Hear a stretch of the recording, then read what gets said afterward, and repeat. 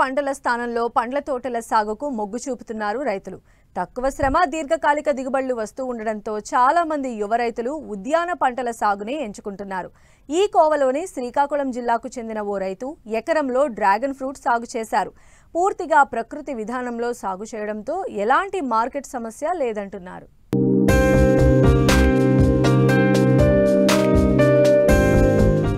మారిన ఆహార అలవాట్లతో కొత్త పంటలు విస్తరిస్తున్నాయి. వినియోగదారుల ఆసక్తి మార్కెట్లో డిమాండ్ ఉన్న పంటలనే ఎంచుకుని పండిస్తున్నారు. డ్రాగన్ ఫ్రూట్ సాగును ఇప్పటికే చాలా మంది సాగు చేసి మంచి ఆదాయం పొందుతున్నారు. ఇది చూసి శ్రీకాకుళం జిల్లా గార మండలం తక్కెళ్లపేట గ్రామానికి చెందిన రైతు భాస్కరరావు 2 ఏళ్ల క్రితం ఎకరంలో డ్రాగన్ ఫ్రూట్ మొక్కలను నాటారు. ఒక్కో మొక్క ధర 75 రూపాయలు వెచ్చించి కొనుగోలు చేశారు.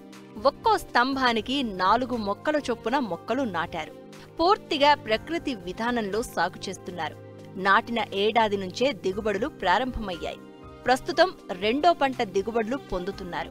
వచ్చిన దిగుబడిని స్థానికంగా అమ్ముతూ మంచి ఆదాయాన్ని పొందుతున్నారు. ఫస్ట్ దీనికి పెట్టుబడి, దాని తర్వాత మనం దాని లైఫ్ 30 సంవత్సరాలు అని చెప్పారు.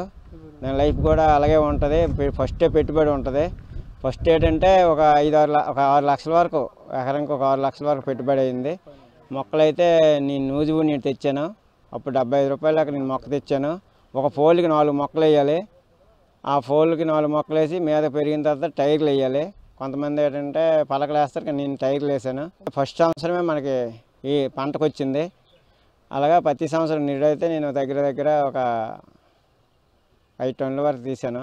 ఈ సంవత్సరం కూడా ఇప్పుడు క్రాప్ వచ్చింది. దీనికి ఏంటంటే నేను ఇప్పుడు ప్రజెంట్ మొక్కలు కూడా అమ్ముకుంటాను. అప్పుడు నేను 75 రూపాయలకు కొన్నా, ఇప్పుడు నేను 35 రూపాయలకు అమ్ముతాను. అలాగే దీని మీద వచ్చి మధ్యలో అంతర పంటగా పుచ్చ వేసాను, అంటే వాటర్ మిల్లర్. అది ఒక 65,000కి వచ్చింది. ఇప్పుడు బంతి వేసాను. బంతి కూడా ఒక 40-50 వస్తుంది. ఈ అంతర పంట ఇది కూడా దగ్గర మనకి కలిసి వస్తుంది. అలాగే మరి సీడ్ అంటే మనకి మొక్క కూడా ఇస్తాను. మొక్క కూడా దాని మీద కూడా మనకు ఆదాయం వస్తుంది.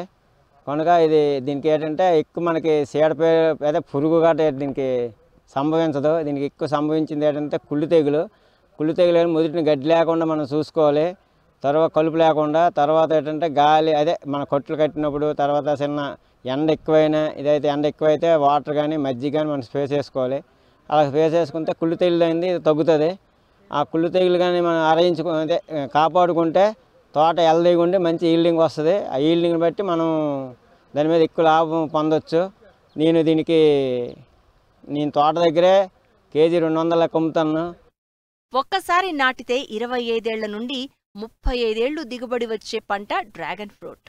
ఇతర పంటల సాగుతో పోల్చితే శ్రమ తక్కువ ఉండడం, పెద్దగా చీడపీడల బెడద లేకపోవడం ఈ పంట సాగుకు కలిసి వస్తోంది. అంతేకాదు జిల్లాలోని రైతులందరికీ ప్రకృతి వ్యవసాయం పట్ల పూర్తి స్థాయిలో అవగాహన కల్పిస్తూ పెట్టుబడి లేని సాగు చేయిస్తున్నారు.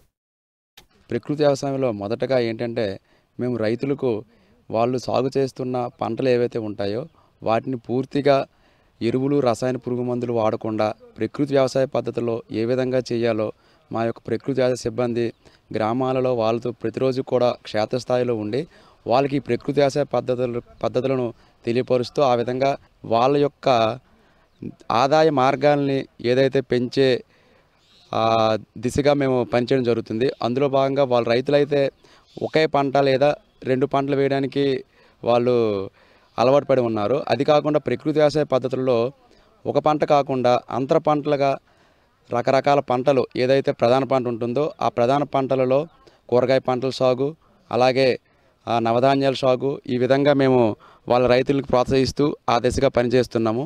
ఈ నవధాన్యాల్లో వేస్తున్నటువంటి అన్ని రకాల పంటలు ఉండడం వలన ఇవేంటంటే బయోడైవర్సిటీ పెరుగుతుంది. అలాగే నేలకు కావలసిన సేంద్రియ కర్బనం అనేది అధిక శాతంలో అందుతుంది. అలా రైతులకు మేము పూర్తిగా నేల సారవంతంగా అవడానికి అవసరమైన సూచనలు, అలాగే వాళ్ళ జీవనోపాధి మెరుగుపడడానికి అవసరమైన దిగుబడులు సాధించడానికి అవసరమైన మెలకువలను కూడా క్షేత్రస్థాయిలో మేము వివరిస్తాము.